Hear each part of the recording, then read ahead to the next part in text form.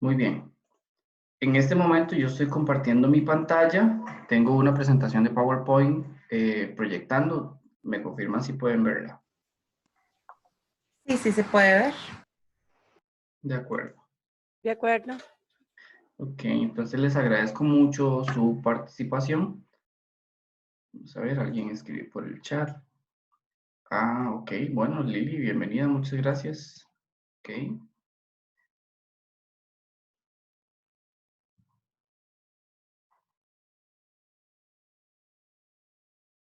Excelente, Michael, muchas gracias.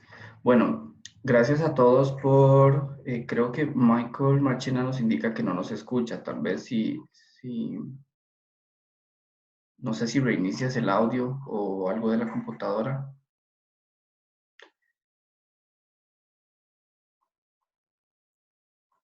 Muy bien.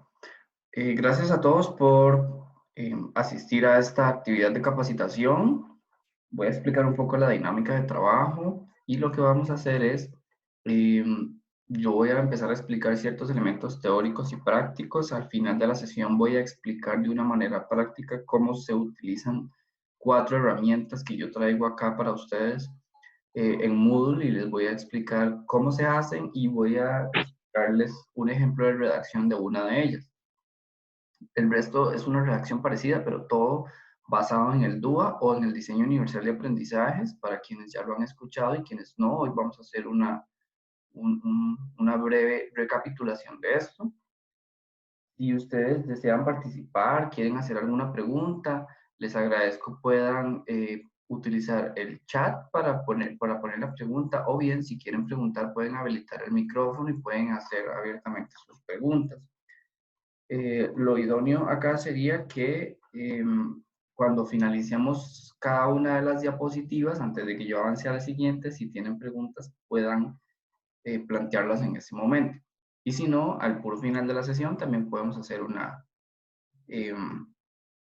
sección de preguntas y respuestas. Cuando yo voy a estar exponiendo la parte práctica, que va a ser cómo usar el Moodle, la versión de Moodle que yo estoy utilizando es la versión estándar. Entonces, independientemente de la institución académica en donde ustedes la usen, los parámetros de configuración que voy a usar hoy van a ser iguales para todos. No van a haber como mucho cambio ni nada diferente que ustedes puedan decir, es que en la que yo uso no lo tiene. Y por eso vamos a dar inicio a la capacitación. Les agradezco a todas las personas que están participando. Tenemos personas de diversas especialidades, en derecho, mercadeo, de educación, algunos compañeros de preescolar, otros de salud ocupacional, ingenierías. Entonces, les agradezco mucho su participación y claramente todas las dudas que puedan tener serán más que bienvenidas. De igual forma, si quieren contar alguna experiencia de cómo es que se utiliza esto o cómo ustedes lo han utilizado, también puede ser súper válido y muy importante para apoyar la capacitación.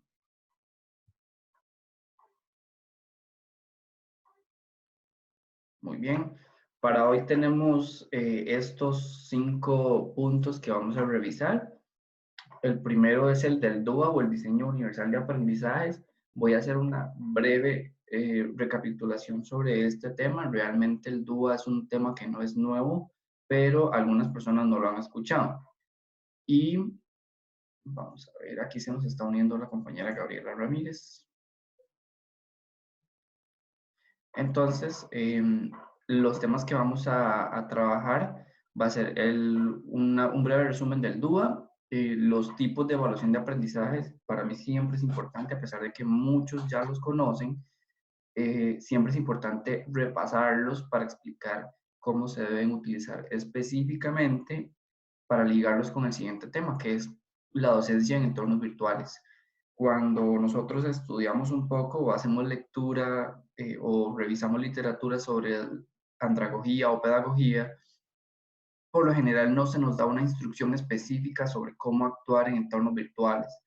Y por eso es bueno siempre repasar los temas de evaluación para poder enlazarlos sobre cuál es la función de la docencia y el rol del tutor específicamente en entornos virtuales de aprendizaje. Y finalizaremos con el uso del Moodle para la mediación pedagógica, que vamos a elaborar algunas actividades.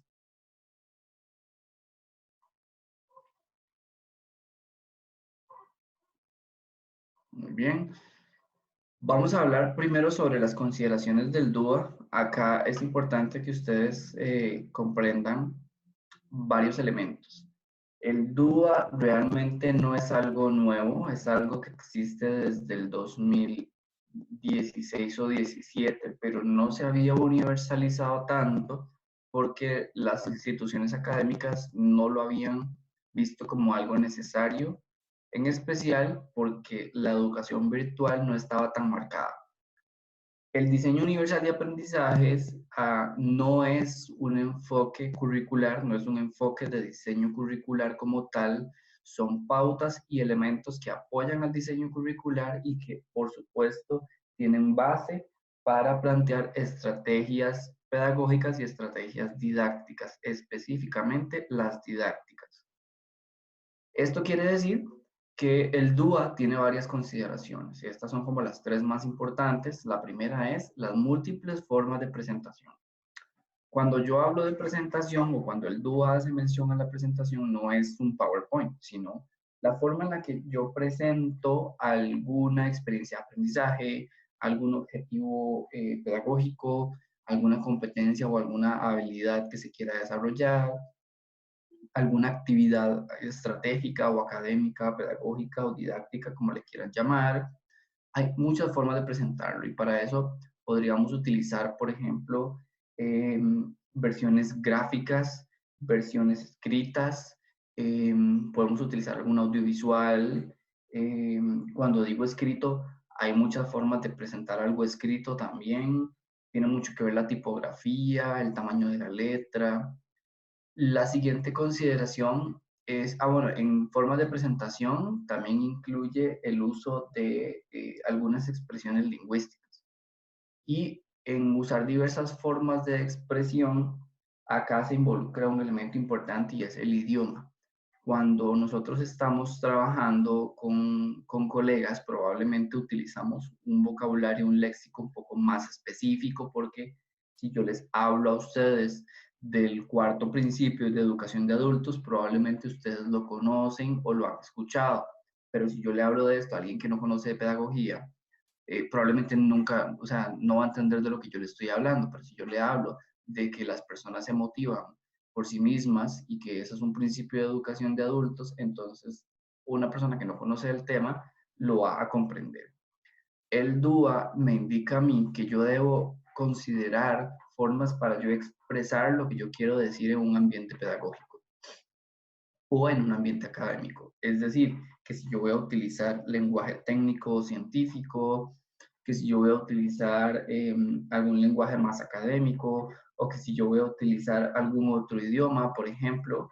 Yo he leído muchos artículos académicos en donde se utiliza mucho vocabulario en inglés que de paso tiene traducción al español. Entonces, si yo estoy usando vocabulario en inglés, el DUA lo que me indica a mí es, no puede asumir que todas las personas que lo leen van a entender esa palabra. Entonces, si yo utilizo, vamos a ver, si yo pongo infographics para referirme a una infografía, porque en algún lado leí que se escribe infographics en inglés, entonces, si esa palabra tiene traducción al español, lo correcto es utilizarla en español, salvo que estemos dando una clase en inglés o estemos compartiendo material académico en inglés. Pero lo correcto es utilizar el idioma en el que estamos nosotros prácticamente trabajando, que en este caso sería el español. Y en cuanto a las formas de expresión, también es la forma en la que se gesticula o se articulan los textos o las frases que estamos diciendo. Si yo, por ejemplo, hablo muy rápido, probablemente algunos estudiantes no van a tener plena capacidad de comprender lo que yo estoy hablando, porque si yo soy, vamos a poner un ejemplo. Supongamos que yo tengo estudiantes que son de Guatemala y yo soy chileno.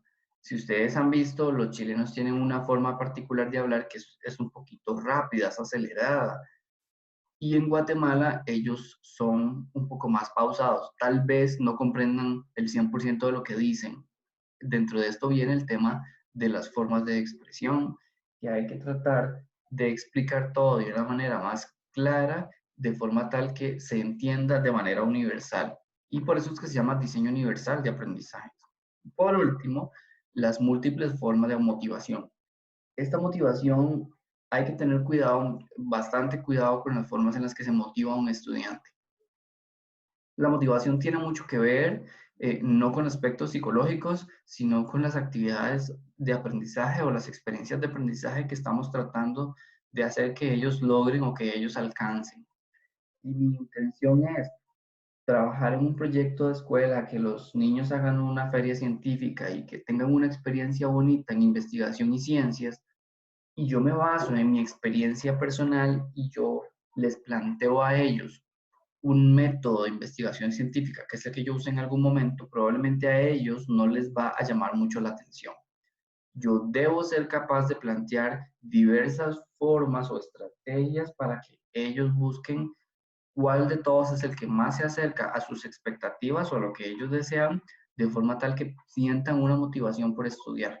Recordemos la teoría base de educación. Si yo le logro entender o logro alcanzar esa motivación o logro tener, digamos, como la relación propia entre lo que yo quiero y lo que estoy haciendo en educación, entonces el objeto de la educación se cumple.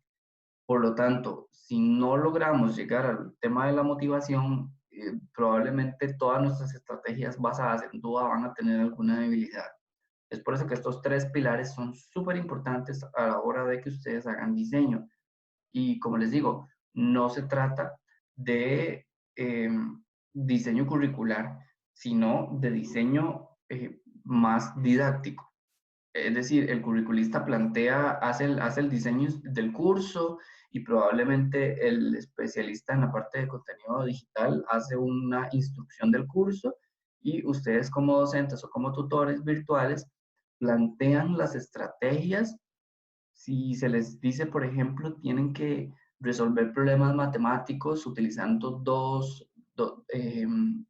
decimales, que sean problemas matemáticos que den solución a problemas de la vida diaria, ustedes como expertos en docencia, en ese momento, ustedes plantean cuál es la estrategia idónea y a través de esa estrategia que plantean, empiezan a contemplar elementos como las formas de presentación, las formas de expresión y las formas de motivación. ¿Tenemos dudas acá hasta el momento?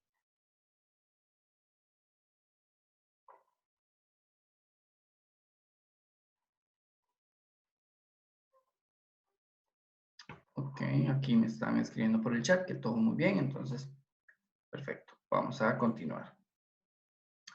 Las técnicas de evaluación o los tipos de evaluación de los aprendizajes son estos tres. Ya por lo general nosotros conocemos este tipo de evaluaciones, en especial si ya hemos trabajado en educación o hemos llevado algún tipo de capacitación. Y siempre es importante contemplar las tres. Y yo he escuchado a varias personas que tal vez no han tenido un acercamiento muy fuerte en el tema de la virtualidad o desde una perspectiva pedagógica, de que en educación virtual las tres técnicas de evaluación no se pueden aplicar. Los tres tipos, perdón, no se pueden aplicar, que solamente se puede aplicar la evaluación sumativa. Lo cierto es que estas personas no están en lo correcto. Vamos a ver. La evaluación diagnóstica continua siempre tiene que elaborarse. Y si bien es cierto, al estudiante no lo tenemos de frente para poder hacer diagnóstico continuo, hay varias herramientas a través de los entornos virtuales que yo puedo utilizar para aplicar para yo poder aplicar la evaluación diagnóstica continua. Entonces, lo más básico es que permite evaluar el conocimiento previo del estudiantado, pero no es lo único, ¿ok? No es lo único. También permite indagar expectativa versus realidad, orientaciones, permite también evaluar algún tipo de aspiración, de forma tal que cuando ustedes apliquen puedan darse ideas de lo que el estudiante quiere. Y es ahí donde un enfoque constructivista lo que nos dice es el estudiante puede llegar a un consenso junto con su docente para poder hacer más flexible o adaptar el currículum a las necesidades actuales o a los requerimientos de ese contexto educativo. Y por eso es que pueden, a través de las plataformas virtuales de aprendizaje, podemos utilizar varias herramientas. Una de ellas es el cuestionario. Moodle, por ejemplo, tiene una sección de preguntas.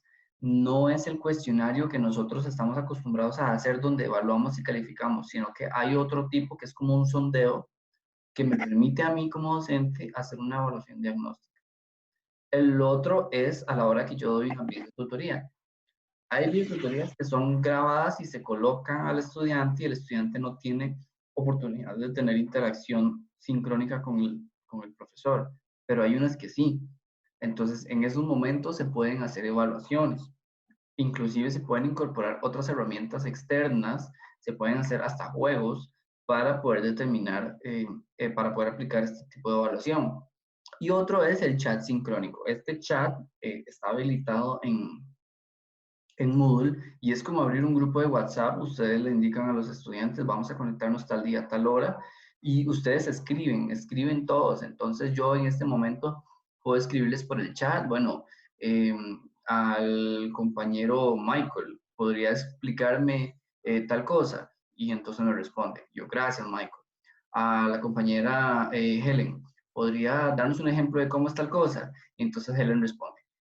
Esto funciona así en el chat y no requiere de que las personas conversen ni tampoco requieren de que las personas habiliten cámara. Es una herramienta súper fácil de usar, inclusive se puede usar en cualquier momento que algún estudiante tenga alguna duda y inclusive se puede usar desde la aplicación celular esta opción.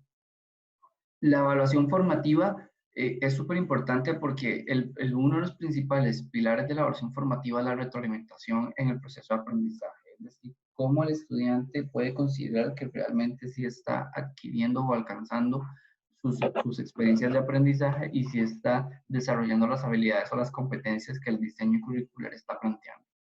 Para esto, siempre es importante utilizar el comentario en las tareas. Las tareas tienen a veces una debilidad y es que se les dice, suba, por ejemplo, un PowerPoint con 5 diapositivas que tenga A, B y C. Y el profesor pone una calificación y ya, no se da una retroalimentación. O esa retroalimentación es, está ok o todo muy bien, excelente trabajo, muy buen avance. Lo correcto de la evaluación formativa acá es que ustedes puedan utilizar este foro, que es decir, la calificación de las tareas o la retroalimentación a través de las tareas, en donde ustedes puedan colocar comentarios. Si es un ejercicio matemático, indicar, bueno, la primera pregunta estaba buena, la segunda no, porque cometió un error y explican específicamente en qué parte está el error. Puede ser un poco más tedioso porque nosotros estamos acostumbrados a hacer esto en modalidad presencial, pero funcionaría exactamente igual en modalidad virtual. Así como devolver un trabajo escrito con comentarios, sería lo mismo hacerlo acá a través del Moodle. El otro es a través del seguimiento en foros, es decir, si yo habilito un foro de discusión para hablar sobre cómo visualizan Costa Rica en el año 2020, en el año 2025, después de tiempos del COVID, entonces todos los estudiantes van a plantear su primera entrada en el foro. El docente puede entrar e intervenir y hacer preguntas generadoras que lleven a una opción formativa, en donde si el estudiante dice, bueno, yo siento que el mundo se va a acabar, eso es una respuesta válida para el estudiante porque no se le puede refutar, se le está pidiendo una opinión. Si se le está pidiendo un criterio, entonces como docente sí se le puede refutar en el sentido de, bueno, usted considera que el mundo se va a acabar, por favor plantee razones teóricas o prácticas del por qué usted considera eso. Y usted puede empezar a aplicar la evaluación formativa de esa forma. Después, los correos personales. Bueno, la plataforma tiene opción de enviar siempre un correo personalizado que ustedes quieran indicar, estimado fulanito, revisando la tarea, yo veo que usted cometió un error en el punto C, el cual usted no completó tal parte. Le comento que la forma correcta de hacerlo es A, B y C.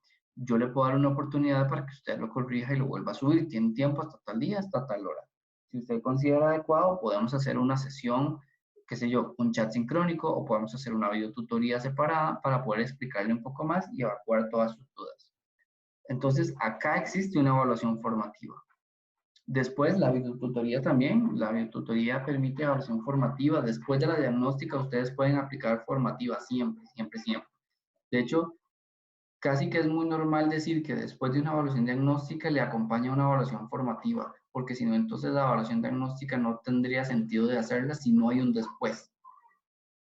La evaluación sumativa ya es lo que nosotros conocemos como calificar, ¿verdad? Dar un número del 1 al 100, cuánto es la nota que obtuvo, o del porcentaje asignado, cuál es el porcentaje obtenido. Y para esto se pueden utilizar cotejos, escalas, rúbricas, también alguna evaluación que sea más, digamos, dirigida, es decir, subjetiva, que yo diga, bueno, creo que de todo lo que el estudiante hizo, de un 10 merece un 9, entonces le pone un 9. Hay una debilidad con poner una calificación subjetiva, y es que si el estudiante hace algún tipo de apelación, el estudiante puede exigir un instrumento de evaluación y decir, bueno, ¿por qué me está poniendo un 9 y no un 10? ¿O por qué me está poniendo un 7 y no un 10? Explíqueme en dónde me está bajando esos 3 puntos. Entonces, siempre es bueno que ustedes como docentes planteen una estrategia a seguir sobre cómo quiero evaluar, si voy a utilizar una rúbrica, una escala de evaluación. Hay estudiantes que dicen, es que la entregué media hora tarde, pero en la rúbrica no viene nada sobre que me bajan puntos por entregarlo tarde. Y en las instrucciones dice entregue tal día, pero nunca dice que no se reciben tareas fuera de esa fecha. Si ustedes cometen ese error, el estudiante puede entregarle y ustedes tienen que calificárselo. Entonces, por eso es importante utilizar instrucciones claras. Para la evaluación sumativa, la clave aquí es ser claro en lo que se quiere. Y yo siempre recomiendo usar puntos o viñetas o enumerar las instrucciones. A veces puede ser un poco tonto, pero no podemos asumir que lo que yo estoy escribiendo, el resto de personas que lo leen lo van a entender. Entonces, para una instrucción, yo siempre debo ser responsable en este sentido como docente y colocar, punto número 1, deberán abrir un documento Word. Punto número 2, en el Word deberán utilizar letra Arial 12, espacio y medio justificado. Punto número 3, en el Word deberán escribir al menos 5 párrafos de 6 renglones cada uno. Punto número 4, cada párrafo debe incluir una frase parafraseada y no una cita textual. Punto número, y así. Es decir, ustedes tienen que ser sumamente claros, porque si algún estudiante falla en alguno de estos puntos, ustedes pueden indicar, bueno, en la instrucción, el punto número 10 decía que vaya y le ponga el número de página al documento. Si usted no le puso el número de página, yo le bajo puntos por no poner el número de página. Entonces, tienen que ser sumamente claros. Y siendo claros, permite dar una retroalimentación formativa un poco más específica. ¿Dudas por acá?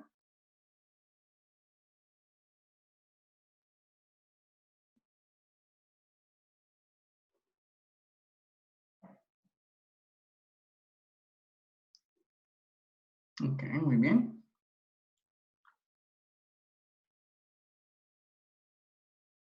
Excelente, muchas gracias, Helen. Ok, continuamos. Consideraciones para el uso del DUA. Esta parte es súper importante y acá es donde nosotros como docentes debemos tener especial atención. Porque cuando nosotros pensamos en el DUA, a veces la gente cree que lo que hay que hacer es ponerle a una muchacha intérprete del ESCO para que la gente entienda el video. Realmente no es eso. Bueno, podría ser un recurso de apoyo para el estudiantado, pero no es específicamente la interpretación en LESCO lo que me permite a mí aplicar el DUA. Y erróneamente, tampoco el DUA debe considerarse como una adecuación del currículum, porque la adecuación del currículum se hace siempre. Pero no es una adecuación del currículum, mejor dicho, es una adaptación del currículum a estándares universales. Entonces, algunas consideraciones como el texto, las fuentes y el tamaño. Por ejemplo, yo puedo pedir a un estudiante que me haga un trabajo donde utilice el texto sin justificar, letra Arial, tamaño 20. O yo como docente puedo utilizar un PowerPoint en letra Arial, tamaño 20, sin justificar. Si ustedes ven este ejemplo que yo les estoy mostrando acá de diapositiva, tiene una imagen de fondo con varios colores. Eso es meramente ilustrativo. Pero el texto que yo estoy aplicando acá tiene un recuadro en blanco de fondo que permite hacer lectura específica y clara de lo que yo estoy tratando de explicar. Entonces, si yo colocara el título por encima de estos lápices de color que están acá en la imagen, probablemente se distorsiona el texto y eso puede impedir de que la persona pueda ver correctamente lo que yo estoy tratando de comunicar. Y ahí es donde viene el tema de las múltiples formas de expresión. Yo no puedo llegar y colocar algo nada más porque yo lo vi bonito. Tengo que también considerar elementos del uso del texto y la fuente y el tamaño. Si yo utilizo letra Arial tamaño 10, tal vez la mayoría de nosotros acá en este webinar podemos entenderlo perfectamente, pero hay personas que no pueden leer una letra tan pequeña. Puede ser también que yo utilice alguna letra en cursiva. Entonces, si yo utilizo letra en cursiva, lo correcto es explicarle al estudiante que estoy usando letra cursiva. Si yo pongo letras con colores, es decir, si yo remarco una palabra con color azul, le pongo, digamos, lo pinto en color azul, no podemos asumir que todos lo van a ver en color azul porque no sabemos cuál estudiante tiene la enfermedad del daltonismo. Entonces, lo correcto es que ustedes señalen entre paréntesis qué es lo que están haciendo con esa palabra. Si ustedes escriben acá, por ejemplo, texto, fuentes, tamaños, y tamaños yo los remarco en azul, entonces yo le pongo entre paréntesis texto remarcado en color azul. ¿Ok? Porque esto le va a permitir a muchos estudiantes que comprendan lo que está haciendo, porque no lo va a leer, lo va a leer y no lo va a entender. Si yo les al principio les dije que los textos resaltados en azul son los más importantes y esa persona no estaba presente cuando lo dije y la persona empieza a ver ese montón de cosas que realmente para él no van a ser diferentes porque no puede identificar el color azul, entonces de nada va a servir utilizar el color azul. Esto no significa de que tengamos que movernos al amarillo o al verde o al rosado, sino que siempre que utilicemos algo que marque diferencia en el texto, debemos explicar qué es. Por ejemplo, si yo voy a agregar una página web y yo digo, deberán ingresar al sitio web de YouTube y observar el video llamado cómo hacer huevo frito. Y les pongo el link. A la parte del link yo les tengo que poner un comentario que diga enlace web para que el estudiante entienda que eso es un enlace web. Porque si no, puede significar un simple texto remarcado en azul y subrayado, que ese es como el estándar que coloca la mayoría digamos, de los instrumentos que permiten redactar texto. Cuando yo pongo un link, me lo marcan azul y subrayado. Entonces, yo también puedo ir y seleccionar ese color y subrayarlo a todo lo demás. Vamos a ver quién nos está escribiendo por acá. Dicen Esperanza, si no me equivoco. Con base en las presentaciones de PowerPoint, recomiendan que los títulos es de 32 y texto dentro de la diapositiva de 28. ¿Lo puedo hacer así? Bueno, hay una técnica que, sí, Esperanza, gracias. Hay una técnica que se llama el 30-20-10. Y yo utilizo letra tamaño 30 para lo más importante, letra tamaño 20 para textos que debo resaltar y letra tamaño 10 para información adicional que es meramente de apoyo. Eso en presentaciones de PowerPoint. Pero para que el estudiante pueda observar realmente la letra tamaño 30 o 32 es adecuada para los títulos y el tamaño 26 y 28 son los recomendados por el DUA. No significa de que se puedan utilizar digamos, letras tamaño 20 o tamaño 18, ustedes pueden usar menos, pero este tamaño de letra es súper adecuado. Además, recordemos que una presentación donde yo copie y pegue, por ejemplo, un artículo de una ley, va a ser muy complicado porque si el artículo de la ley es muy grande, se va a llenar mucho el texto. O sea, se va a llenar mucho de texto la diapositiva. Entonces, a veces hacemos en la letra tamaño 14 para que todo alcance y se ve muy cargado. Entonces, también va a depender de lo que yo quiera comunicar. En este ejemplo que ustedes ven acá en la diapositiva, yo estoy utilizando letra 32. Es una letra bastante grande, es una letra que se entiende súper bien, pero no es una letra que usted dice, uy, demasiado grande, hasta que es incómodo leerla. Realmente no lo es. Entonces, debemos utilizar una letra que mantengamos nosotros como consistencia. Si usamos un tipo de letra, debemos mantenerlo. ¿Qué tipo de letra, qué tipografía se recomienda? Arial, Verdana, la Times también, la Times tiene ciertos picos o ciertas cositas ahí decorativas en las letras, especialmente en la T, la F, la R, que cuando escribimos ciertas palabras como que se pegan. Entonces, hay que tener cuidado a la hora de utilizar letras de este tipo. Yo estoy utilizando letra Verdana en este momento y si ustedes pueden ver, letra por letra tiene un espacio en cada una, entonces no existe forma de que haya una letra que se confunda, que se pegue con la otra.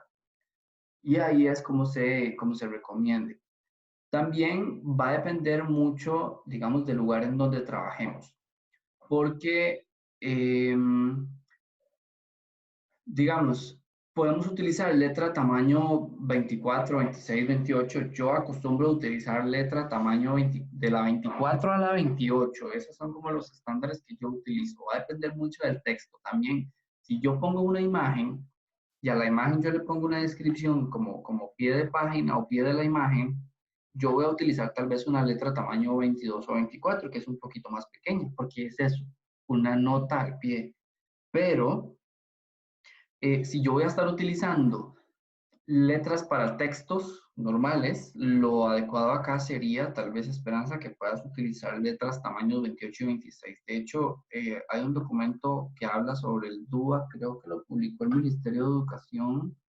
Me parece que hay algunos resúmenes hechos por la Fundación Omar Dengo también, si no, al final yo con gusto les puedo compartir un documento que hay de esto y habla de que lo recomendado es utilizar letra 26, 28, la 32 se puede usar, pero tratar de no usar letras, digamos, si vas a usar letra 26, que es como lo estándar, 26 o 28, y le subes a 32, va a ser muy marcada la diferencia. Entonces, tiene que ser que quieras marcar bien una palabra para resaltarle eso al estudiante en cuando estás usando una explicación, pero que no sea el estándar que vayas a utilizar, ¿ok? No sé si te aclaré acá algo. También hay que tener en cuenta, digamos, el público al que estamos nosotros dirigiendo el texto, ¿ok? Porque ahorita yo les estoy explicando a ustedes y todos ustedes son profesionales y probablemente ustedes me van a entender muchos tipos de letras. Pero si yo estoy trabajando con personas que no tienen un nivel de escolaridad muy alto, o personas que tal vez tienen un nivel de desconocimiento en el uso de la tecnología, o nunca han visto eh, artículos gráficos, entonces cuando yo les presento todo esto, se van a dejar dispersar por otras cosas, como los colores, las imágenes, y queremos enfocarnos o en la imagen o en el texto. Y acá es donde ustedes como docentes, que son literalmente expertos en cómo comunicar lo que ustedes conocen, van a decidir de qué forma enfocarse. Con mucho gusto, Esperanza. Bueno, vamos a continuar acá. Bueno, perdón, no les expliqué esto último. Las imágenes, videos, audios y documentos. Esto es súper importante. Cuando yo voy a utilizar imágenes, salvo que yo esté hablando algo filosófico o estoy tratando de descifrar con ellos algo abstracto, deben de mantenerse al margen de poner imágenes que sean estrictamente relacionadas a lo que estamos haciendo. Si yo les pongo, por ejemplo, acá al final estos lápices de color y estoy explicando una receta para cómo hacer espaguetis en salsa blanca, no tiene relación alguna. Entonces, no podemos utilizar imágenes, videos o audios que dispersen del tema que estamos trabajando. Y tanto la imagen, el video, el audio o el documento adicional que estemos agregando deben tener relación en su forma de expresión, en la forma de redacción y también en la motivación. Si yo quiero utilizar un video donde sale una persona explicando teorías de filosofía y por otro lado les pongo un video de una fábula, ahí hay un contraste grandísimo. Entonces, no se recomienda combinar tanto las temáticas, deben ser cuidadosos con eso, igual con el audio. A veces escuchamos audios o vemos ciertos videos que son súper buenísimos, pero hacen lo que les explicaba al inicio. Una persona que empieza a explicar algo y empieza a hablar muy rápido o utiliza mucho vocabulario técnico o mucho vocabulario en otro idioma y eso no sería lo adecuado. Y acá les pongo un ejemplo. Cuando ustedes usan la plataforma y van a colocar un video, lo correcto es poner video y le ponen el nombre del video. Entonces, si yo les voy a colocar un video que se llame cómo aplicar el DUA, entonces yo les pongo video, dos puntos, cómo aplicar el DUA. Ya el estudiante sabe que ese link que está ahí es un video y necesitamos aclararlo así. Eso es parte de recomendaciones del DUA. De igual forma para las lecturas. Si yo les subo un documento, yo pongo lectura y pongo el nombre de la lectura. Si subo una infografía, pongo infografía y el nombre de la infografía. De igual para los audios. Muy bien. El uso del PowerPoint y del Word. Esto es bastante importante acá porque siempre debemos tratar de utilizar encabezados, títulos en negrita y sin colores. Cuando digo títulos en negrita, hay tipos de letra que no son fáciles de identificar. Entonces, si yo les pongo negrita o no, puede que ustedes no lo noten. Pero por eso se recomienda usar tipos de letra estándar para que cuando yo marque la negrita, el estudiante lo identifique. ¿Y por qué en negrita y no en color? Porque la negrita todo el mundo la ve. Si ustedes le ponen un rosado, tal vez hay gente que no lo va a lograr ver. Luego, cuando se insertan gráficos, cuadros e imágenes, debe detallarse que eso es un gráfico, que eso es un cuadro, que eso es una imagen o que eso es una tabla.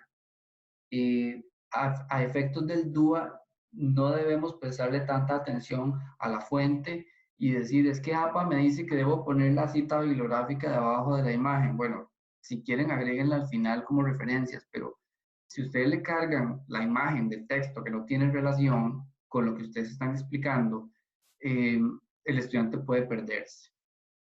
A la hora de usar colores, y cuando están resaltando, tienen que explicar por qué están usando eso. Si yo voy a resaltar algo en color naranja, debo explicar por qué estoy resaltando en color naranja y explicar entre paréntesis, texto resaltado en color naranja. Cuando utilizo los idiomas, solo uno, salvo que yo tenga alguna palabra que del todo no tenga traducción. Ahorita no se me ocurre ninguna, pero, por ejemplo, Word, la palabra Word, si yo estoy haciendo referencia al redactor de textos, es decir, al programa Word de Microsoft Office Word, sí es normal que se utilice la palabra Word porque ese es el nombre del programa. Pero si yo voy a hablar que es que usted tiene que escribir some words y yo jamás voy a explicar eso en inglés, o sea, yo lo tengo que poner en español si lo que estoy usando es el idioma español. Por ejemplo, acá donde dice guardar los documentos en PDF. La palabra PDF ya es el nombre es un nombre técnico que existe y probablemente las siglas PDF sean algo en inglés. Yo no voy a escribirlo en inglés, yo pongo PDF porque eso es como un vocablo estándar que ya la gente cuando lee PDF comprende qué es. Y si ustedes se topan algún estudiante en algún momento dice, es que ¿qué es un PDF? Ustedes explican, bueno, es un documento con un formato diferente. Y la mayoría de los documentos tienen que tratar de guardárselos en PDF. Acá hay una debilidad grandísima con muchos estudiantes, y eso yo lo he notado ya en un par de ocasiones, que a veces no todos tienen los documentos, los programas de Office. No todos pueden abrir Word o PowerPoint. Entonces, si ustedes les suben un documento en Word y ese estudiante no tiene Word en su computadora o tiene una versión muy vieja o tiene Mac y se le abre en otra versión, el estudiante puede verse distorsionado a la hora de completar sus actividades de aprendizaje. Si ustedes hacen todo muy bonito y lo guardan en PDF, el PDF va a guardar las características de la forma en la que ustedes lo hicieron o lo redactaron. Tiene que ser que la computadora del estudiante sea muy antigua para que no lo abra o que no reconozca algún tipo de tipografía rara que ustedes han utilizado. Por eso se recomienda usar tipografías estándar. ¿Tenemos dudas hasta acá? ¿O alguien que quiera comentar algo?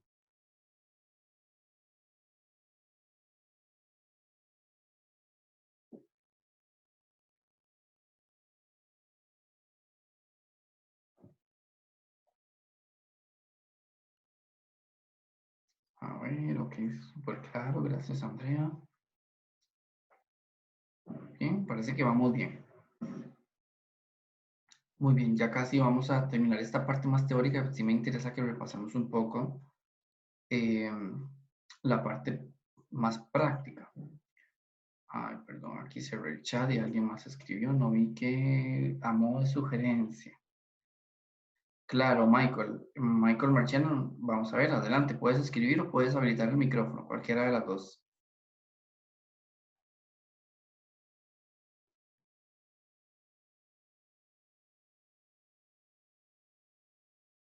Ok, dice que va a escribir. Bueno, entonces voy a seguir explicando esta parte y después leemos tu sugerencia.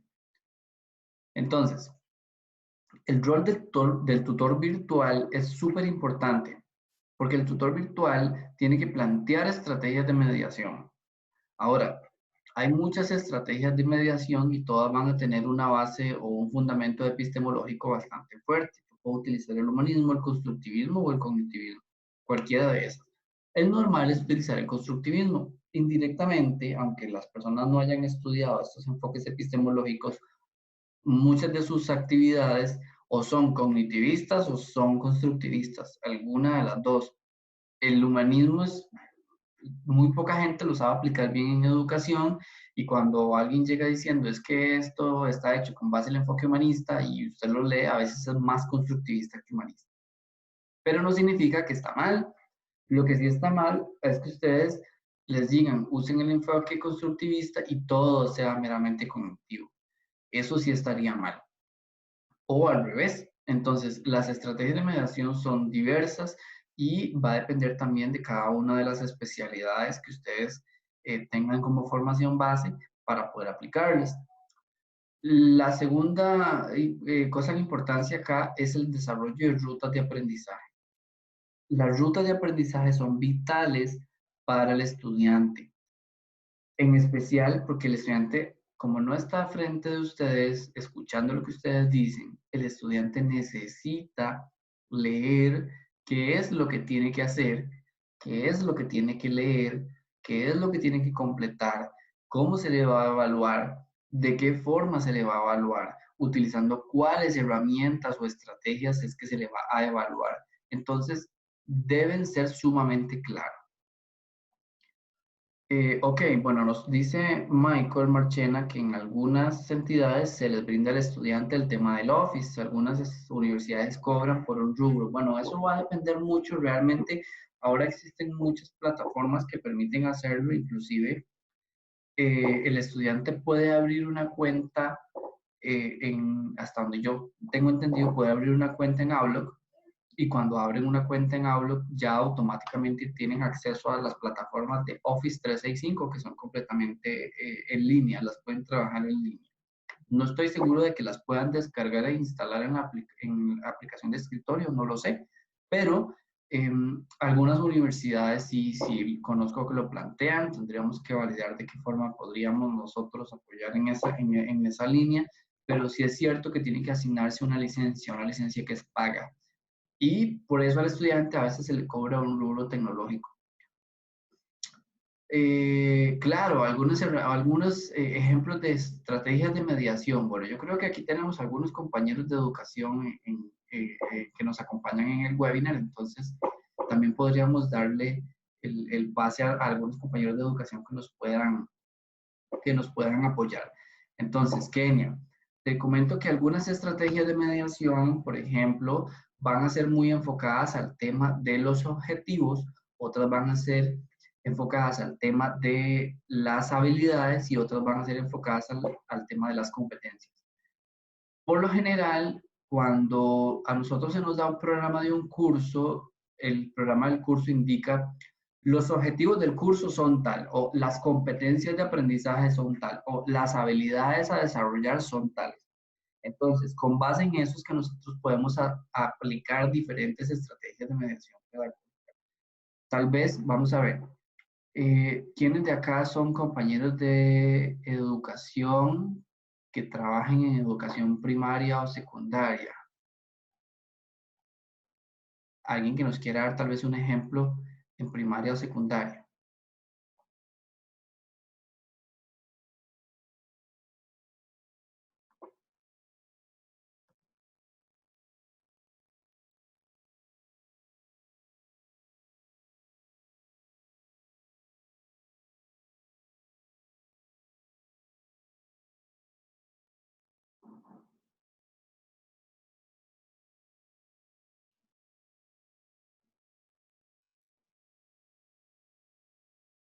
Ok, bueno, vamos a dar chance que tal vez algunos compañeros escriban.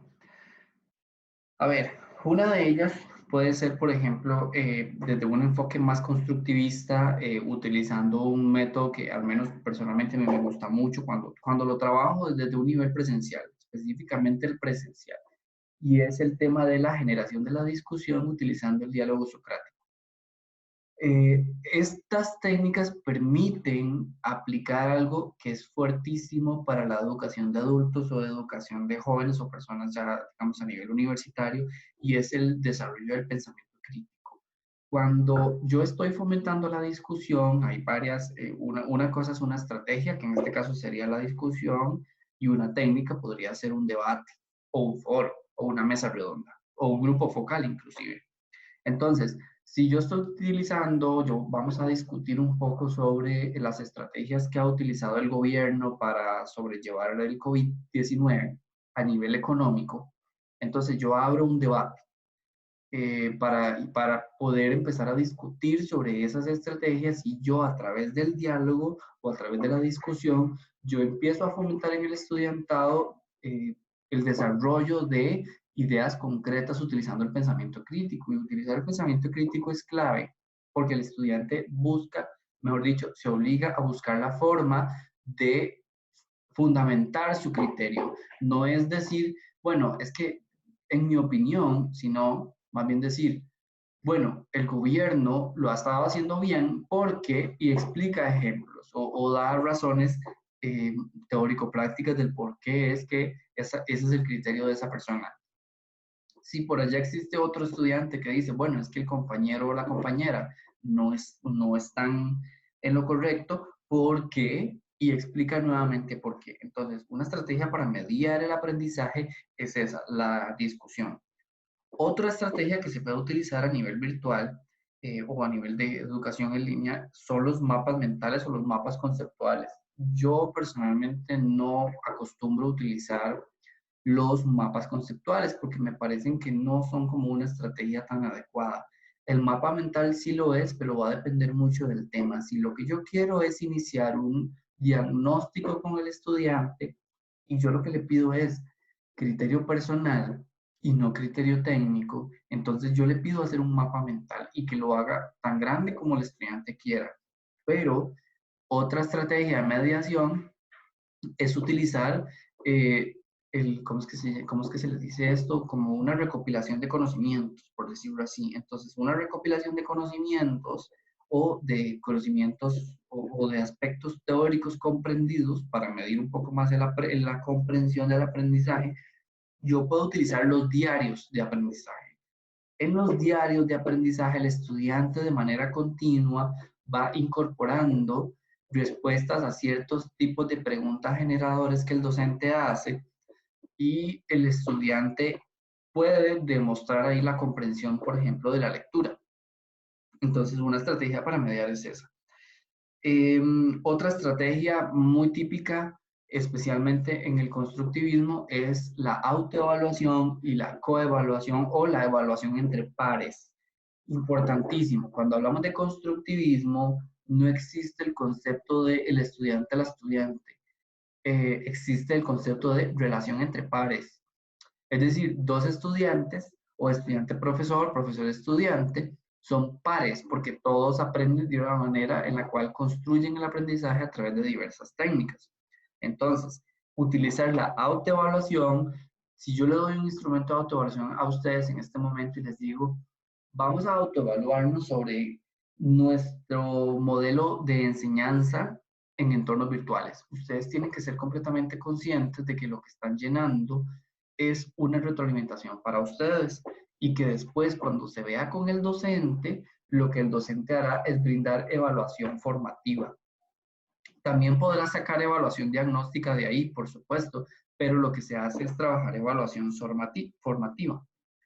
Y después, la evaluación entre pares es otra estrategia muy importante cuando se trabaja en grupos o cuando se trabaja en equipos. A veces se hacen grupos o se hacen parejas o lo que sea, y se le dice al estudiante, trabajen ustedes, en especial cuando el docente hace los grupos, pero alguna persona quedó disconforme. Entonces, si yo hago que el estudiante haga evaluación entre pares, es decir, se coevalúan ellos, ahí se puede generar algún tipo de conciencia sobre lo que se está aprendiendo. El docente acá utiliza esto como una estrategia de mediación pedagógica para la autoevaluación. ¿Ok? No sé si tal vez, Kenia, no sé si tal vez sí te aclaré o si alguno de los compañeros acá de educación quisiera aclarar algo o más bien a profundizar un poco más con algún ejemplo. Sí, Andy, ya con tus ejemplos queda más claro en qué consiste la estrategia de mediación. Súper bien. Sí, bueno, importantísimo aclarar. La estrategia de mediación no es lo mismo que las técnicas de evaluación o las herramientas que yo esté utilizando para evaluar un aprendizaje. Entonces, si yo voy a utilizar, por ejemplo, el diario de aprendizaje para mediar como estrategia de mediación pedagógica, para poder yo medir la comprensión del estudiante respecto a la lectura, no debemos confundir esto como un instrumento de evaluación. El instrumento de evaluación sería otra cosa. Si yo quiero evaluarles el diario de aprendizaje, entonces yo ya debo utilizar una rúbrica, una escala, un cotejo, algo para evaluarles ese diario de aprendizaje, pero no confundir que el diario de aprendizaje es la técnica para evaluar el aprendizaje. ¿Ok? Bueno, vamos con la otra. Súper bien, gracias Kenia por la pregunta. Desarrollar rutas de aprendizaje, bueno, ya lo mencionamos. Luego, mantener comunicación activa. Esto es algo muy común y yo lo he visto que es como una queja, por decirlo así, muy común entre los estudiantes. Y es que dicen, bueno, es que el profesor nunca me avisa nada, nunca me escribe nada, nunca me manda nada, yo pregunto y no me responde. ¿Cómo podemos hacer para evitar esto? Lo primero es mantener comunicación constante con ellos. Y en entornos virtuales a veces pareciera un poco difícil, pero no lo es. Todas las plataformas tienen algo que se llama chat o correo interno. Si ustedes pasan enviándoles mensajes, qué sé yo, el lunes iniciamos el tema. Entonces, el lunes yo les pongo, buenos días, compañeros, compañeras, luego de un descanso de fin de semana, iniciamos nuevamente con el tema. Para esta semana vamos a trabajar el tema tal y en este tema vamos a revisar la lectura A, B y C. Después de la lectura vamos a realizar ciertas actividades de aprendizaje, las cuales ustedes podrán ver en la sección de actividades. Recuerden que el foro de dudas está disponible o bien pueden escribirme por este medio y ustedes se lo mandan el lunes. Por ahí del jueves ustedes ponen, estimados estudiantes, se les recuerda que ya están activos los recursos, las actividades y el foro de dudas del tema de esta semana. Si por favor contáctense conmigo si quisieran aclarar algo. El siguiente lunes ustedes les ponen un mensaje, les dicen, estimados estudiantes, les recordamos que la videotutoría del tema tal va a ser el miércoles a las 6 de la tarde. Entonces, les invito a que puedan participar para aclarar todas las dudas respecto a la tarea y el tema que estamos analizando en esta semana. Si ustedes les pasan mandando comunicados, tampoco se los van a mandar todos los días, porque eso puede ser muy cansado y un poco agobiante, pero si ustedes se los mandan al menos un par de mensajes por semana, el estudiante siente de que hay una persona detrás de la plataforma que está detrás de su aprendizaje. Y esto es súper importante porque hay personas que realmente no, o sea, no ven mucho la plataforma, sino que dicen, bueno, las actividades cierran el domingo, entonces yo el sábado me pongo a hacer todo. Pero si la persona recibe comunicados de lunes a viernes, o en el transcurso del lunes al viernes, la persona será capaz de decir, bueno, realmente eh, hay un profesor que se está preocupando por mí y significa que si ese profesor está ahí escribiendo, quiere decir que yo puedo contactarlo y esa persona me va a responder. Eso es vital en educación virtual. ¿Ok? Y luego autoevaluarse constantemente. Acá no vamos a autoevaluar al estudiante, nos vamos a autoevaluar nosotros. ¿En qué momento nos autoevaluamos? El momento vital para autoevaluarse es en la videotutoría, porque el estudiante está conectado ahí. Hay varias plataformas que ustedes pueden utilizar. Pueden abrirles, por ejemplo, un juego de Kahoot. Les pueden utilizar, hay una plataforma que se llama Daido, se escribe Dido y ustedes hacen preguntas en línea. La otra se llama Mentimentor, si no me equivoco. En esa ustedes pueden hacer dinámicas dentro de la videotutoría en donde les ponen preguntas, por ejemplo, ¿cómo les gustaría que fuera la tutoría la siguiente semana? Entonces los estudiantes escriben cosas. Ustedes ahí se están autoevaluando. En lugar de preguntarles, ¿les gustó la videotutoría? Ustedes les preguntan, ¿cómo quisieran tener las siguientes videotutorías? ¿O qué tipo de recursos les gustaría usar en la siguiente videotutoría? El estudiante escribe o selecciona opciones y ustedes las van revisando de forma tal que cuando ustedes, claro que sí, Helen, con gusto. Vamos a ver, Mentimentor, esa es una. La otra se llama Diro y la otra se llama Kahoot. Estas tres herramientas son como las más básicas y prácticamente son libres, son de uso libres. Michael Marciano nos pregunta si están dentro de la plataforma. No, Michael, no están dentro de la plataforma, son externas y son de uso libre. Entonces, ustedes como docentes pueden abrirse una cuenta y cuando están proyectando su pantalla, como lo estoy haciendo yo en este momento, ustedes abren esa plataforma y el estudiante lo ve. Por ejemplo, Mentimentor funciona que yo hago preguntas, se hace como un PowerPoint en línea, por decirlo así, yo hago preguntas, el estudiante se mete a la plataforma desde su celular, pone un código que yo escribo el código de cuál va a ser y yo les pregunto, por ejemplo, ¿qué fue lo que más les gustó de la videotutoría? El estudiante desde el celular escribe, entonces todas las respuestas que el estudiante va a poner se van a ir proyectando en la pantalla, sin el nombre del estudiante.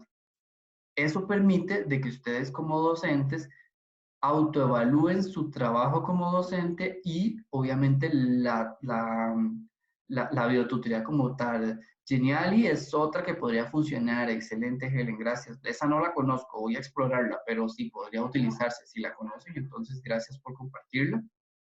Pero son herramientas que permiten autoevaluarse. A veces podríamos intentar usar el cuestionario o el tema de preguntas que tiene Moodle para autoevaluarla. Lo que pasa es que el estudiante se desconecta de la videotutoría y no se vuelve a conectar a la plataforma hasta dentro de un par de días. Entonces, eso es como algo estándar, que la gente se desconecta y no se vuelve a meter. Es como decir, ya cumplí por hoy y me meto mañana. Entonces, el estudiante al final de la videotutoría no se va a dedicar a revisar que el profesor puso una autoevaluación de la videotutoría. Por eso es importante que aprovechen el momento en que el estudiante está en línea. Ok, continuamos acá. Herramientas de Moodle. La primera es el foro de discusión, el diario de aprendizaje, luego el wiki y después las tareas. Estas son como las más comunes.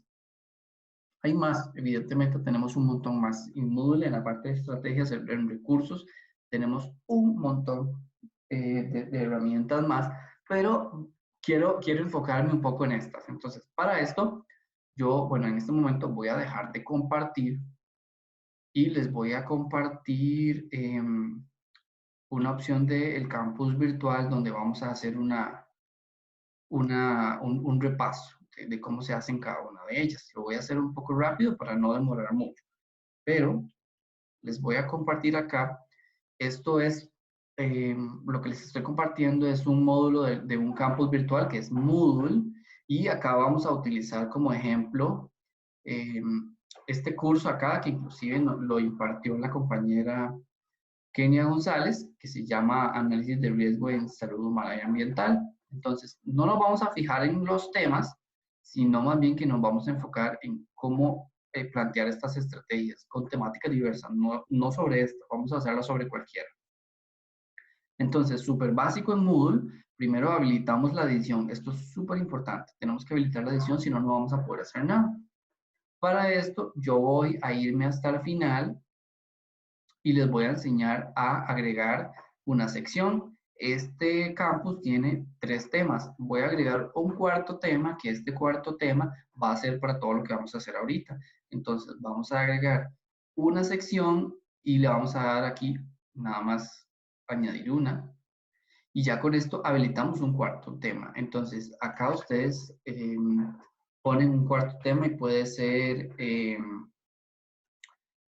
tema 4, revisión, usos de los cursos de Moodle para enseñanza. Ese es el nombre del tema. Realmente ustedes ponen el que ustedes desean. Vean que yo utilicé el lapicito aquí para poder hacerlo. Ustedes también pueden darle clic acá en editar, editar tema, y les abre el módulo para editarlo. Vamos a empezar a añadir secciones.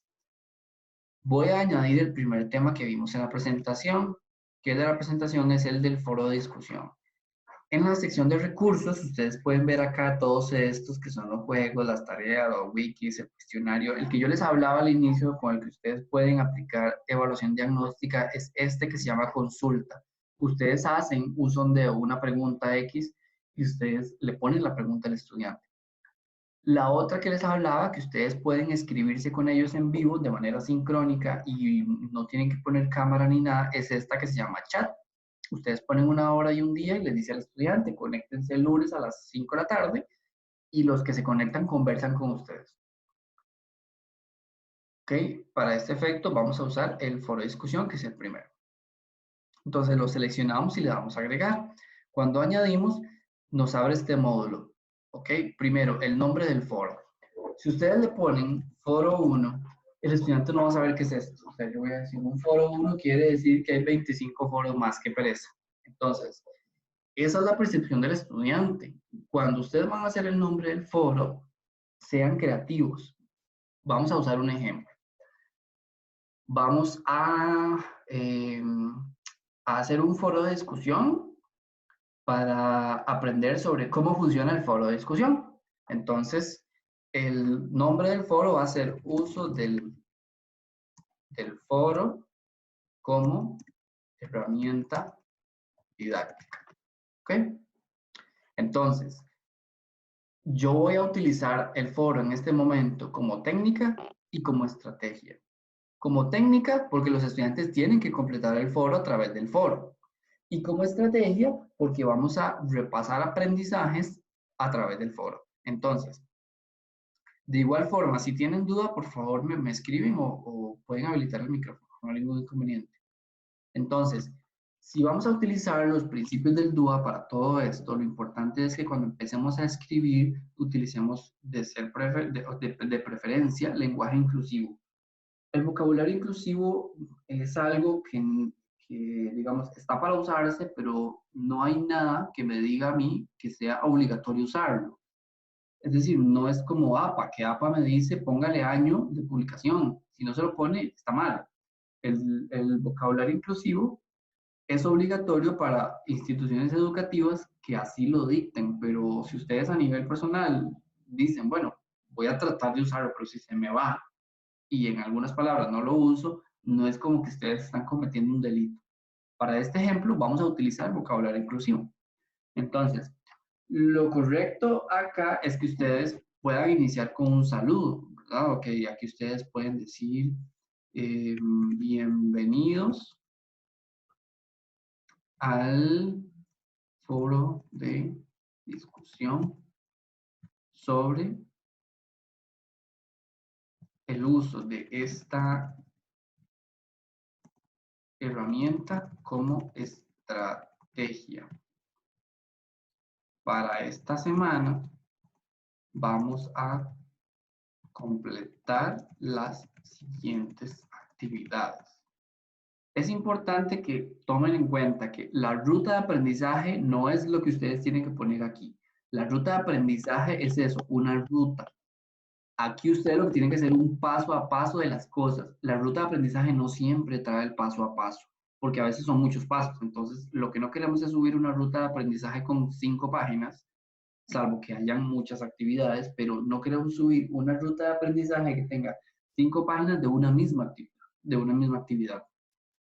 Entonces, acá es donde ustedes describen paso a paso lo que tenemos que hacer. Entonces, 1, realizar lectura de las guías colocadas en la sección de recursos del tema 4. Vean lo que estoy haciendo acá. Yo estoy diciéndole al estudiante que primero vaya y lea. ¿Y qué es lo que tiene que leer? Las guías que yo les puse. Entonces, probablemente, si en el tema 4 ustedes se van a la sección de recursos, esos recursos tienen que llamarse así, guía para tal cosa, guía de esto, guía de lo otro. Si yo les digo, vayan y analicen los videos, entonces realizar análisis de los videos colocados, ¿ok? Y acá importante, en la sección de recursos del tema 4, porque por lo general, por tema o por unidad, nosotros ponemos recursos, actividades de aprendizaje, recursos, actividades de aprendizaje, recursos y actividades de aprendizaje. Entonces, tenemos que hacerle referencia al estudiante que se vaya al tema 4. Algunos podrán decir, bueno, pero están trabajando el tema 4, ¿por qué se irían al tema 2? No podemos asumir eso. Esto es algo grandísimo de tener en cuenta a la hora de aplicar el DUA. Otra siguiente herramienta puede ser, después de realizar lectura, digamos que vamos a pedirle al estudiante que utilice una plataforma externa para hacer un mapa mental. Entonces, vamos a decirle, ingresar al sitio web y ponemos el link, ¿verdad? Aquí. Ponen el nombre del sitio web y le ponen el link y crear una cuenta personal para, si quieren lo dejan hasta ahí, una cuenta personal. Ahora sí, una vez hayan creado su cuenta en la plataforma y le vuelven a poner el nombre, deberán crear un nuevo mapa mental que incluya. Ahora sí, es donde ustedes ya le dieron la instrucción adecuada al estudiante. Si un estudiante lee esto, no debería perderse, porque le estoy diciendo qué es lo que tiene que hacer. En la parte de qué es lo que debe contener el mapa mental, aquí es donde ustedes juegan con su creatividad y ustedes como expertos en el área temática que están evaluando deben incorporar. Entonces, si yo les pido colores, tamaños, fotos, ustedes describen acá lo necesario, porque, digamos, yo no le puedo decir al estudiante que vaya y haga un mapa mental, porque puede ser que el estudiante ni siquiera sepa qué es un mapa mental. Como recurso adicional, yo les puedo colocar un video sobre qué es un mapa mental, pero ustedes le tienen que poner exclusivamente qué es lo que debe contener el mapa mental. ¿Qué otra cosa tienen que poner acá como instrucción súper importante a la hora de redactar actividades en un entorno virtual? Y es que ustedes tienen que decirle bien claro la fecha y la hora de entrega máxima. Es decir, que si esta actividad cierra mañana 24 a medianoche, entonces yo debo colocar esta actividad deberá ser entregada a más tardar el próximo domingo 24 de mayo antes de las 11:59 p.m. Si ustedes le ponen medianoche, eso es muy relativo. Pónganle 11:59 p.m. Aquí me equivoqué, perdón. Si ustedes le ponen antes de las, hay gente que pone antes de las 23:59, creo que es lo que se le pone. Porque a veces la plataforma utiliza este tipo de reloj. Pero si ustedes ven su calendario, su celular o la hora del computador, probablemente en ningún lado dice 23:59, probablemente dice 11:59.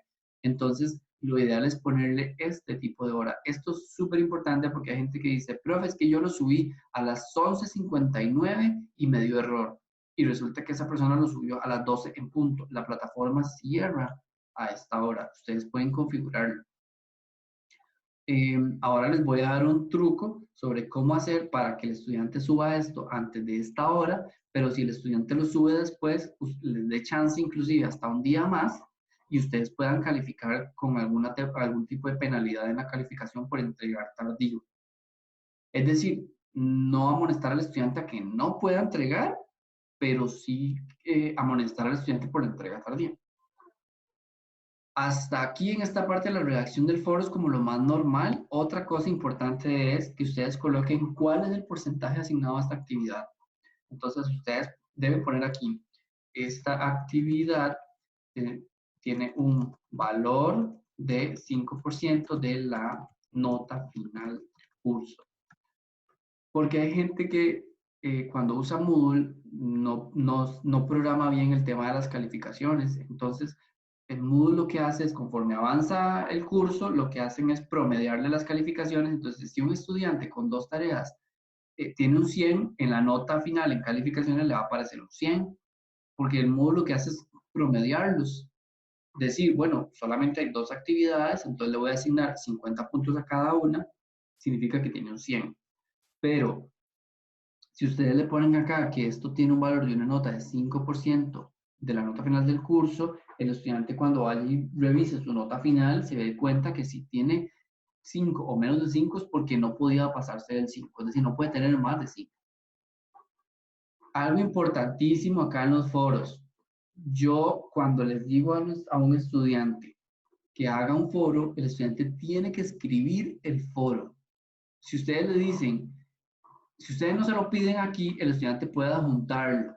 Entonces, tienen 2 opciones. La primera, cuando ustedes hacen acá en la instrucción, ustedes le dicen, deberán escribir directamente sobre el foro su aporte y el comentario a sus pares o a sus compañeros, como quieran poner. Si ustedes no le ponen eso, el estudiante hace un documento Word y lo sube. Y la idea no es esa. Entonces, ustedes pueden irse acá en donde dice adjunto y recuento de palabras y le ponen acá que no permita subir archivos. Entonces, por más que usted quiera subirlo, el estudiante no lo va a poder subir. O sea, simplemente no lo va a poder subir. Entonces, ustedes le dicen acá de una vez, no puede. Si ustedes dicen, a ver, otra aquí. El comentario deberá contener al menos 300 palabras y el aporte a sus pares deberá ser mayor a 100 palabras. Si esto es algo que ustedes quieren calificar, ojo, si lo quieren calificar, porque a veces son comentarios personales y es más fácil pedirles extensión, entonces ustedes se van aquí mismo y le dicen que cuente el número de palabras. Y cuando ustedes van a calificar, el foro les va a decir a ustedes, mira, este es el número de palabras que el estudiante escribió. Si ustedes pidieron 300 y el estudiante escribió 100, ustedes califican con base en eso. ¿Qué otra cosa? Acá en calificaciones, esto es súper importante. Ustedes acá tienen que escoger calificaciones. Yo recomiendo siempre utilizar la de calificación máxima y ustedes ponen una puntuación o una escala, depende. Si tienen una escala es porque hay una rúbrica. Si tienen una puntuación es porque le van a poner un punto por aparte y suben la rúbrica por aparte.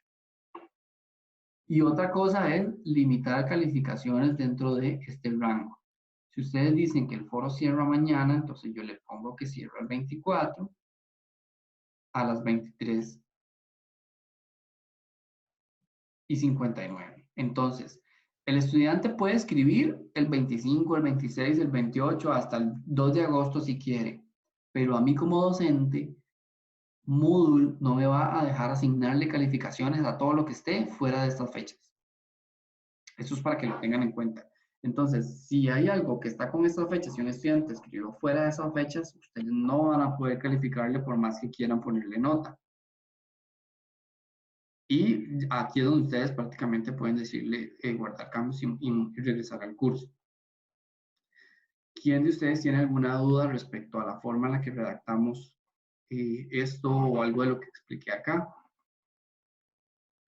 ¿O algo que quieran comentar? Tal vez alguna experiencia utilizando el foro.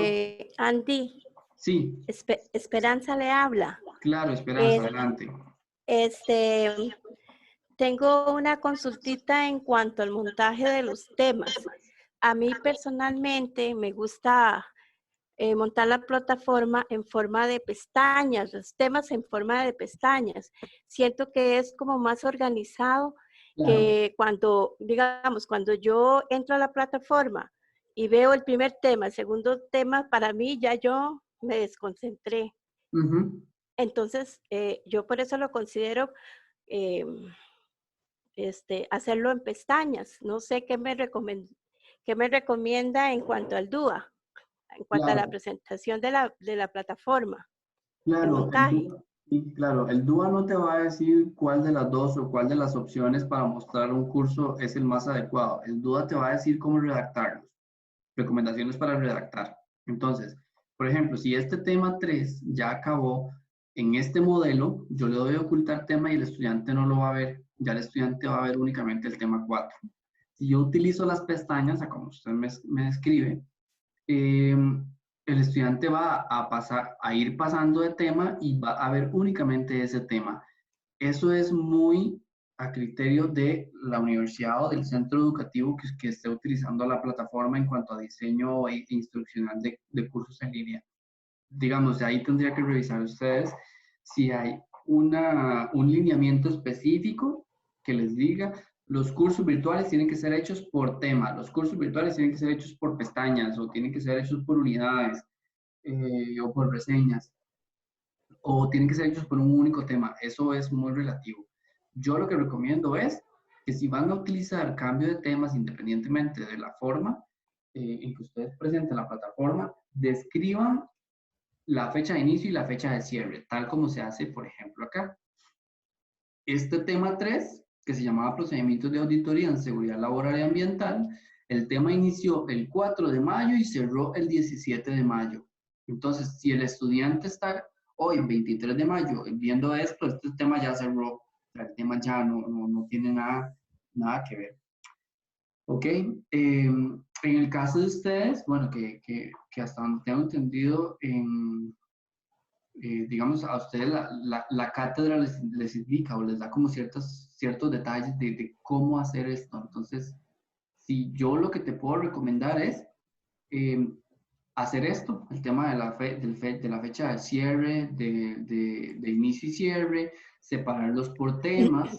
Si ustedes necesitan ocultar el tema para que el estudiante ya no lo vea, pues lo oculta, pero sí te recomiendo también consultar lineamientos que tengan propios de la universidad, del lugar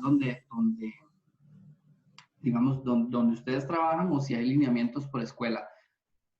Acá, por ejemplo, el lineamiento dice que es por temas y que se presenta por temas. Ustedes probablemente tengan temas y pueden ser diferentes en cada una de las escuelas para que ustedes consulten. Entonces, ahí, como te digo, el DUA no dice cómo hacer eso, porque eso es algo muy relativo o está muy específico en lineamientos de cada una de las escuelas.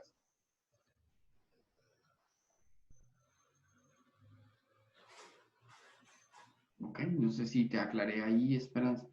Sí, está bien. Ahí lo consultaré con la jefe. De acuerdo. Pero a mí personalmente me gusta mucho por pestañas. Sí, realmente, o sea, hay muchas formas de verlo, pero sí también hay que, digamos, Sí, basarse como en el considerar otras consideraciones.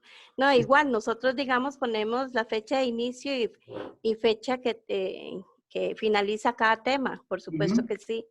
Eso Claro. sí lo hacemos. Pero muchísimas gracias. Con mucho gusto. Acá, por ejemplo, bueno, les voy a mostrar este ejemplo. nosotros tenemos acá el tema y hacemos fecha de inicio y fecha de cierre, colocamos las instrucciones, es decir, la ruta de aprendizaje, el estudiante las tiene que leer y luego los recursos para el aprendizaje del tema. Vea que nosotros todos lo señalamos por tema. Colocamos acá, la docente colocó guías, metodologías, un marco normativo, colocó una norma internacional, se grabó una videotutoría, se hizo una videotutoría en línea y se grabó y se colocó la videotutoría grabada para que el estudiante pueda observarla. Después se hacen las actividades, vea que primero va instrucciones, luego recursos, luego las actividades. En las actividades acá colocamos las actividades que ustedes quieren poner, ¿ves? Actividad 1, presentación, foro de discusión, y le ponen el nombre, importancia de la detección del peligro y evaluación en riesgos ambientales, y luego un cuestionario, le pone instrucciones al cuestionario, cuánto es la nota, cuánto es la fecha de inicio y de cierre. Vea que aquí le ponen 11:55. Y ustedes pueden cerrar, esto es como una recomendación, pueden cerrar cada tema con algo así. Fecha de cierre de las actividades del tema 2 para que el estudiante lo tenga bien claro. Recuerda que todas las actividades deberán ser completadas a más tardar el 3 de mayo antes de las 11:59 p.m. Si tienes alguna consulta, puedes utilizar el foro de dudas para escribir a la persona tutora. Entonces, aquí de una vez le hace referencia al foro de dudas que está más arriba. Esto es como una recomendación, esto no es estándar, pero vean que realmente hay una secuencia lógica, pedagógica, que primero van las instrucciones, luego van los recursos, después las actividades y por último un mensaje de cierre invitando a que el estudiante use el foro de dudas, porque a veces el estudiante dice, es que yo nunca supe cómo hacerlo, pero usted va a revisar el foro de dudas y esa persona nunca escribió nada en el foro de dudas. Entonces, siempre inviten al estudiante a usar el foro de dudas. Aprovechen las videotutorías, los chats en línea, los cuestionarios, los mensajitos que ustedes mandan. Siempre pónganles ahí. Recuerden usar el foro de dudas. Recuerden usar el foro de dudas. Puede que sea muy cansón, pero es la forma en la que el estudiante puede comunicarse de una mejor manera con nosotros los tutores. Muy bien, vamos a ver. El siguiente, vamos a hacerlo un poquito más rápido. El siguiente es el del diario de aprendizaje. El del diario de aprendizaje ustedes lo pueden hacer con diversas formas. Entonces, ustedes pueden abrir acá o un foro, ¿ok? Ustedes pueden abrir un foro y el estudiante va escribiendo un foro, o en algunos casos ustedes pueden habilitar la herramienta de diario. Acá yo puedo utilizar la herramienta de taller o puedo utilizar la herramienta de wiki también, o pueden utilizar la herramienta de libro. Pueden utilizar varias formas, inclusive ustedes pueden decir al estudiante que lo que hacen es que les agregan una opción como, digamos, les abren un foro y les dicen cada semana tienen que ir publicando un link. ¿Cuál va a ser ese link? Bueno, entonces dentro de las instrucciones va a ser, vaya a la página Blogger, abra su propio blog para este curso y semana a semana usted tiene que ir haciendo una entrada a ese blog con respecto a los temas que estamos viendo en cada uno de los cursos. Entonces, el estudiante lo que hace es compartir en el foro de discusión el link de lo que posteó en el blog, ¿ok? Entonces, tal vez ustedes dicen, no, es que vamos a usar una herramienta externa que no sea Moodle. También es permitido. Lo que no es permitido es calificar en la herramienta externa. Entonces, ustedes tienen que venirse acá y habilitarle un espacio donde ellos colocan el enlace externo para que ustedes como docentes vayan y lo revisen. Otra cosa es el wiki. El wiki por excelencia es una herramienta constructivista, pero deben tener en cuenta que el wiki tiene una forma un poquito difícil de calificarse. Y es que si un estudiante A colocó un montón de cosas y el estudiante B dijo, sí, está muy bonito, pero creo que está mejor lo mío y borró lo anterior y puso lo suyo, yo puedo ver que el estudiante A puso algo y que el estudiante B puso algo, pero no puedo ver qué borraron. Entonces, tengan en cuenta de que esta es una herramienta,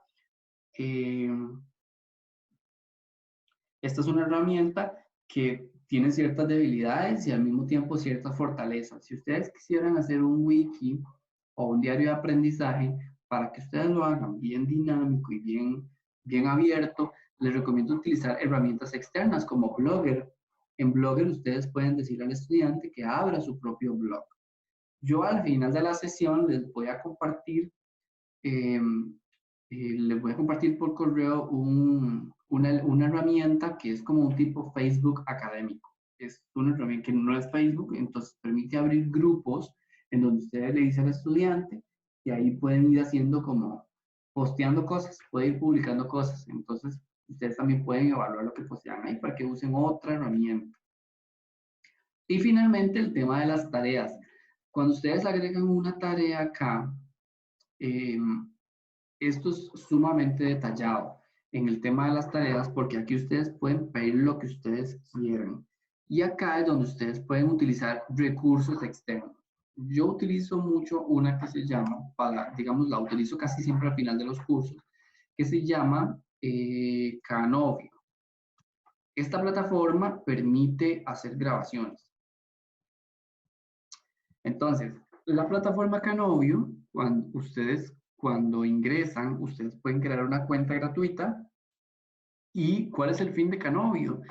Yo le digo al estudiante que tiene un proyecto final. Ese proyecto final debe completarlo A, B y C con ciertas instrucciones y que ese proyecto final tiene que exponerlo. Es decir, tiene que hacer un video para exponer, como cuando recibíamos clases presenciales, que hacíamos una exposición final de proyecto final de curso. Ahora, ¿cuál es la diferencia? En que Canovio distribuye la pantalla en dos y la mitad de la pantalla va a ser un PowerPoint y la otra mitad de la pantalla va a ser el rostro del estudiante explicando la presentación de PowerPoint. Ustedes ahí pueden evaluar muchísimas cosas. Primero, el documento que hicieron de proyecto final. Segundo, la creatividad, el orden, la forma de redacción del PowerPoint. Tercero, capacidad de expresión. Es importante que nosotros evaluemos, apoyemos a la evaluación de los ejes transversales en cualquier estrategia de aprendizajes o curso de universidad o a nivel técnico, en donde se evalúen aspectos como la capacidad de comunicación, la expresión oral y escrita, no solamente la escrita, sino también la oral, el uso del lenguaje corporal, el uso de ejemplos dinámicos. Ustedes pueden usar esta plataforma y le dicen al estudiante, se tienen que grabar y se les va a calificar el uso del lenguaje, el uso del tono de la voz, pueden calificar el uso del lenguaje corporal, la vestimenta, pueden calificar muchas cosas utilizando esta plataforma. Entonces, y de igual forma, ustedes tienen que ser bien claros. Aquí ingresar a la plataforma Canovio y le ponen el link y crear una cuenta. Si ya la tienen abierta, el estudiante lo que hace es que abre la que ya abrió la vez pasada. Luego, crear una presentación voy a ponerlo así para muy rápido, PowerPoint, para exponer el proyecto final del curso. Esta presentación deberá contener, y aquí ustedes escriben qué es lo que debe tener. Luego, subir la presentación a Canovio y exponer. Esta explicación deberá contener al menos, es decir, ustedes le dicen lo mínimo que ustedes esperan y aquí escriben qué es lo que ustedes quieren. Y igual ponen las fechas, ponen el porcentaje asignado, ponen otro comentario necesario, por ejemplo, deberán utilizar la rúbrica de evaluación para completar esta actividad. Entonces, si en la rúbrica de evaluación viene que que el estudiante tiene que utilizar letra Arial 12 y usaron letra Times New Roman 14, ustedes pueden bajar puntos porque en la rúbrica ustedes pusieron que tenía que ser letra Arial. Entonces, siempre hagan mención a la escala al instrumento de evaluación que ustedes están utilizando para que el estudiante vaya y lo revise. No se puede asumir que siempre hay rúbrica, porque puede a veces existir o un cotejo o una escala, o simplemente puede ser que yo les ponga la nota a mi criterio. Todas son posibles, probables, pero no todas son deseables. Acá lo adecuado es utilizar una escala o una rúbrica. ¿Ok? Luego, si ustedes quieren, acá yo les digo que permita entregas desde, digamos, que puedan entregarla desde el 21 de mayo y que ellos tengan una fecha límite, perdón, que ellos tengan fecha de entrega el 24 de mayo, digamos, mañana, a medianoche. Esta es la fecha límite para ellos. Entonces, el estudiante que entregue antes de esta fecha tiene los puntos solamente por haberlo entregado, es decir, ustedes califican y no bajan puntos por entrega tardía, pero ustedes pueden poner una fecha límite. Yo les puedo poner el 25, qué sé yo. Vamos a ver, el 25 a las 12 de mediodía, vamos a ponerlo así.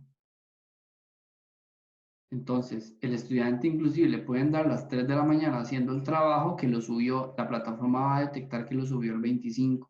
La plataforma les va a dejar subirlo el 25, pero ustedes ya van a saber que lo subió un poco más tarde. Entonces, la plataforma a partir del 25 después del mediodía ya no va a dejar ni siquiera que suban un trabajo. Entonces, los que subieron acá, ustedes pueden ponerle una cierta penalidad en la nota. Los que subieron acá, ustedes penalizan únicamente las cosas que no cumplieron. Y los que están después del 25 mediodía, simplemente ya no pueden subir la tarea. También tienen que consultar los lineamientos de cada una de las escuelas si hay algo que prohíba hacer esto. Hasta donde yo sé, no existe nada que lo prohíba. Sí existe algo que prohíbe y es que, por ejemplo, que yo le ponga acá fecha límite en octubre. Entonces el estudiante lo puede entregar en cualquier momento. Realmente eso no se hace. ¿Ok? Y le ponen la nota, ¿verdad? Y si tienen rúbrica, entonces ponen una escala y ustedes van a configurar la calificación y suben la rúbrica. O ponen la rúbrica por aparte. Preguntas, tienen dudas, ya con esto pues prácticamente terminaríamos. Yo tengo una consulta, Andy. Claro que sí, adelante. Bueno, sinceramente no conozco la herramienta Canovio. Ajá. La pregunta es si yo puedo utilizar esta herramienta para las videotutorías. No, la herramienta Canovio no permite videotutoría porque la herramienta Canovio sirve para grabar un documento. Entonces, si usted vamos a ver, el concepto de la videotutoría es que ustedes lo van a hacer en vivo. ¿Ok? Ajá. Entonces, Canovio no permite transmisión en vivo. Canovio Ok. permite que ustedes se graben ustedes, expliquen un PowerPoint, pero no permite transmitir en vivo. Entonces, si ustedes lo que hacen es graban inclusive si quieren a medianoche y se lo colocan al estudiante, el estudiante lo ve después, pero en vivo no permite. Entonces, ustedes pueden crear acá esta plataforma, así se llama, la pueden ver acá. Les voy a compartir, bueno, aquí lo voy a poner en español. Les voy a compartir el enlace para que lo puedan tener acá en el chat.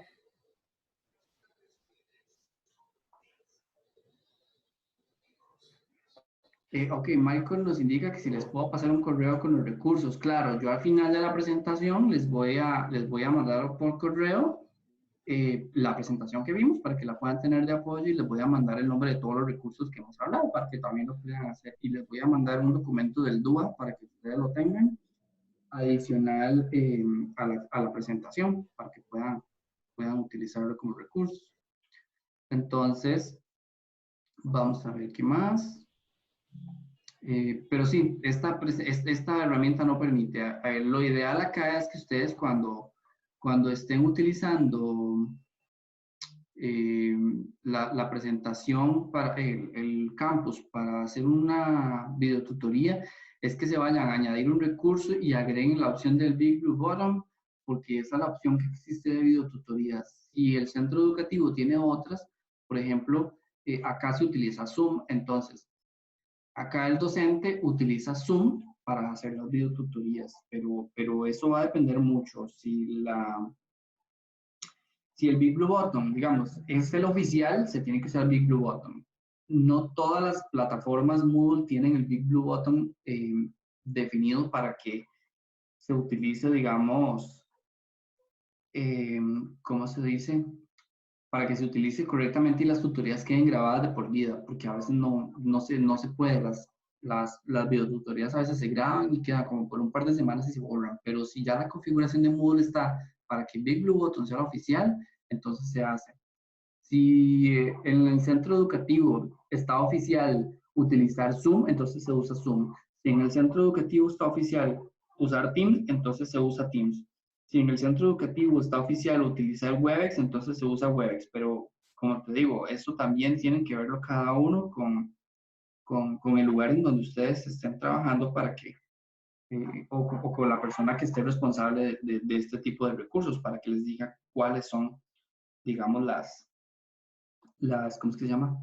Las herramientas que se deben utilizar. Todas son muy buenas, todas son súper prácticas, son diferentes, bastante diferentes.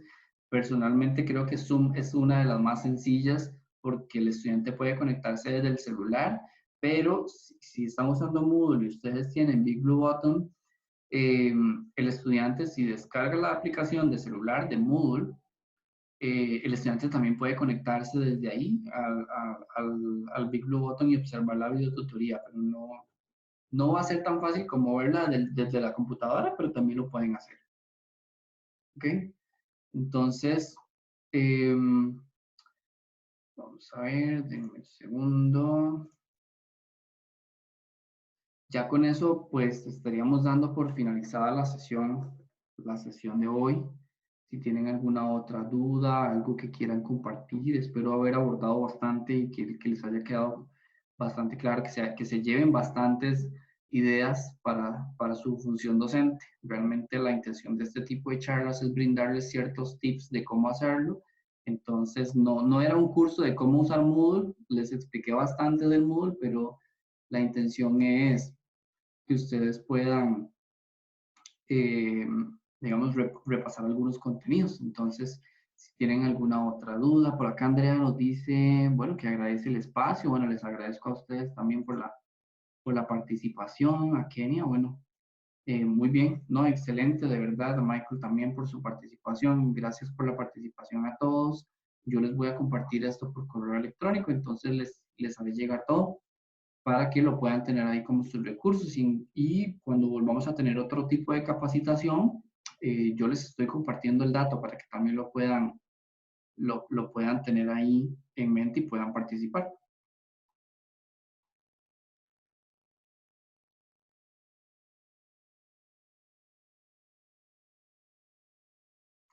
Ok, muchísimas gracias Andrea, Michael Vázquez, Michael Marchena, a Lili Chávez. Helen nos indica que gracias por haber compartido, permitió participar en la capacitación. Ok, bueno, yo también espero que haya sido de mucha utilidad para todos. Muchas gracias, dice Gabriela Ramírez. Les agradezco a todos de verdad la participación. Esta sesión está siendo grabada. Yo la voy a colocar en YouTube, entonces también les voy a compartir el enlace para que luego puedan revisarlo y así ustedes puedan repasar cualquier cosa que ya hemos visto acá. Si en algún momento lo requieren, entonces les comparto la presentación, les comparto los recursos que vimos y también el link del webinar que tuvimos hoy. Entonces, cualquier duda, cualquier cosa, pues nada más me escriben y si no, en la próxima les estaré compartiendo cuál va a ser la fecha y el tema de la próxima capacitación. Y les agradezco muchísimo a todos la participación y espero que tengan excelente fin de semana. Muchísimas gracias.